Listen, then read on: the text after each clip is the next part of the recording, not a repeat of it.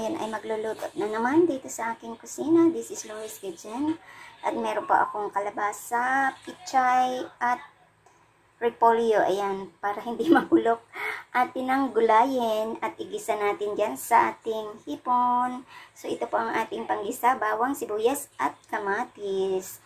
At mamaya, mag-gigisa tayo. Siyempre, gagamit tayo ng magic syrup ng oil, cooking oil, magic syrup, asin, at paminta, at saka patis. So, start po tayo at samahan nyo po ako sa pagluluto. Nalinis ko na po yan, yung mga hipon ko, natanggalan ko na siya ng bituka. Yan, kasi wala na yung ulo. So, salamat po at samahan nyo ako sa aking pagluluto para sa aking gulay. So, ayan, naglagay na ako dyan ng kaunting mantika. Ayan, ayusin natin ang ating kawali. So, ayan. Ayan natin ang bawang.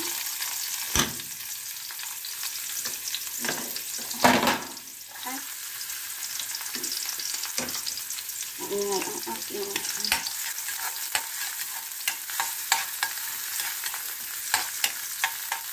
So, dito na, ilagay ko na sa gilid ang ating kamatis. Isa lang yan, isang kamatis lang inilagay ko. Kasi mahal ngayon ang mga gulay. Diyos ko ngayon. So,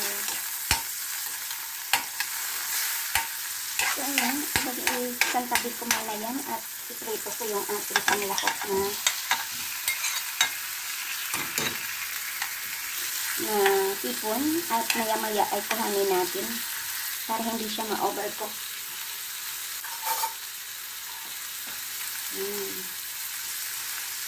Kasi igigisa natin ang ating gulay na kalabasa. So, para hindi ma-overcook, luto muna natin siya ng bahagya at mamaya na lang natin siya ilagay pag okay na ang ating gulay. Hindi kasi maganda pag overcook ang ating hipon. So, maglalagay ako dyan ng kaunting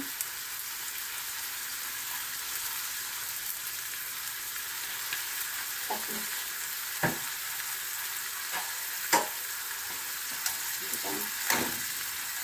Magpagit na siya.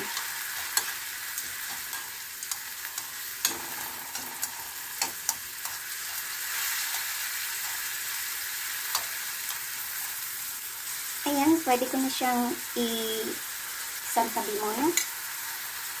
Mamaya na natin ito. Isahog. Ganito ang way ko sa pagluluto. Para hindi ma-overcook. So, ito na. Diba? Sahog lang. Ilagay ko na yung ating kalabasa.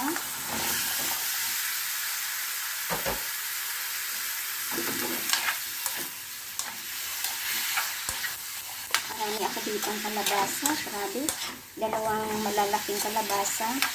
Padala sa akin ng aking kuya sa Masbate. Kung ano yung mga ano nila. May sasakyan na pupunta dito. Katulad yan. May pamangkin akong dalang sasakyan, pumunta ng Masbate. Pagbalik, ayan, daming git-git. So, maglagay na lang ako ng magic syrup dyan. Wala na kalapat. Kunti lang.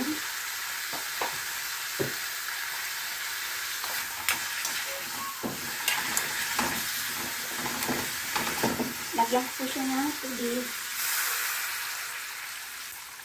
At ating siyang lutuin. Hanggang maluto ang ating kalabasa. At ating siyang takpan. Takpan natin para maluto. So, ayan. Wow. Ayan. Tikman. Luto na ang ating kalabasa. So, i-check ko muna yung lasa niya bago ko ilagay ang ating So, dito ka lang, magtitimpla na ako. Yan, magtitimpla na ako ng patis.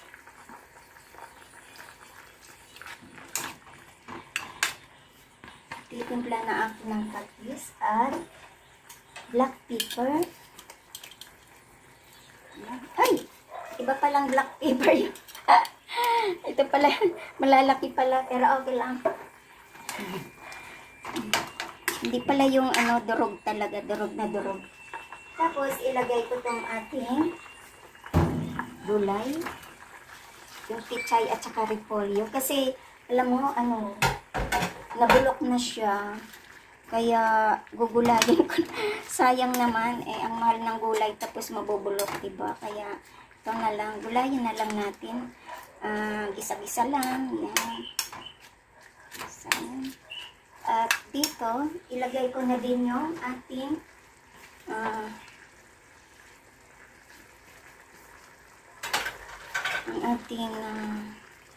hipon. Ito na. So,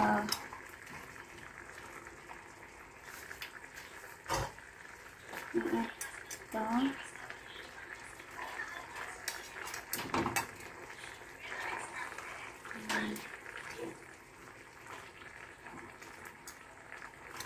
Parang naluto siya.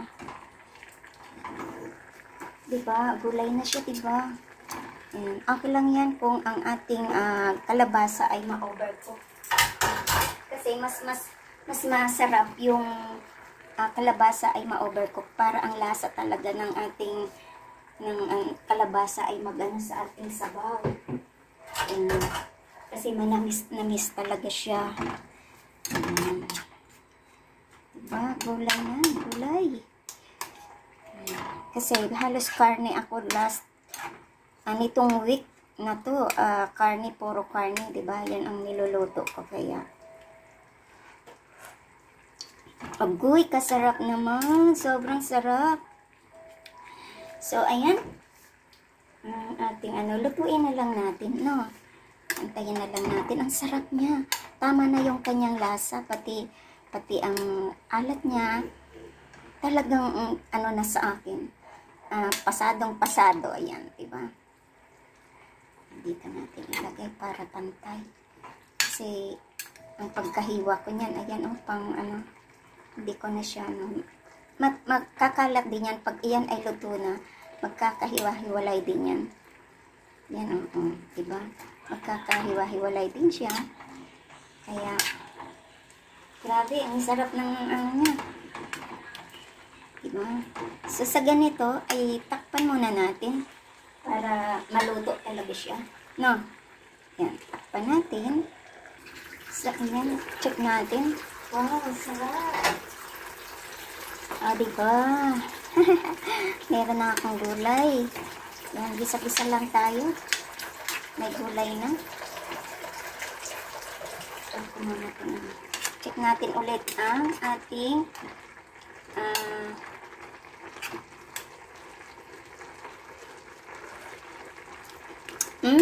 ang sarap.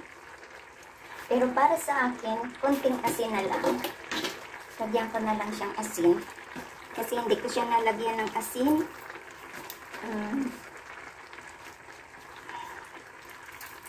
Yan. Ano lang, patis lang yung ginamit ko. So, diba? Hindi ko na siya anuhin. Hindi ko na siya, baka madurog lalo. So, hanguin ko na po siya. At ilagay natin sa ating serving bowl. Ang sarap, diba? Yan.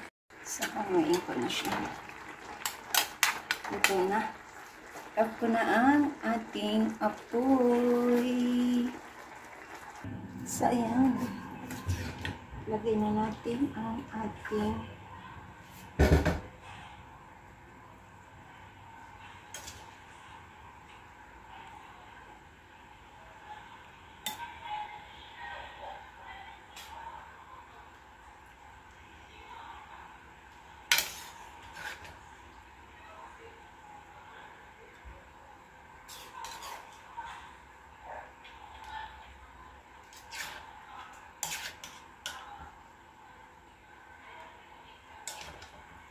Yan, salamat po sa inyong lahat dyan sa nag-support ng aking premiere for tonight. Ayan, this is Lori's Kitchen. Tayo po ay nakaluto ngayon ng ating gulay. Ayan, sobrang sarap. Ayan. Ayan. Thank you and mega love shoutout sa inyong lahat. Kain na po tayo. Ang gulay ay pampahaba ng buhay. Oh, ganda ng kulay niya. Ayan. Yan. Thank you so much po. At this is Lori's Kitchen. Sa hindi pa po nakasubscribe ng aking channel, please do subscribe and hit the bell button para lagi kayong updated sa aking mga lulutuin. Ayan, tara, kain na tayo. Ayan, ang aking gulay for today. Masarap na, masustansya pa. Ayan. Yan, diba? Masustansya. Ayan. Thank you so much. And God bless po. Kain na po tayo. Ayan. Ang sarap ng gulay ko. Promise. Ayan. Thank you and bye-bye. This is Lori's Kitchen. Bye! Kain na tayo.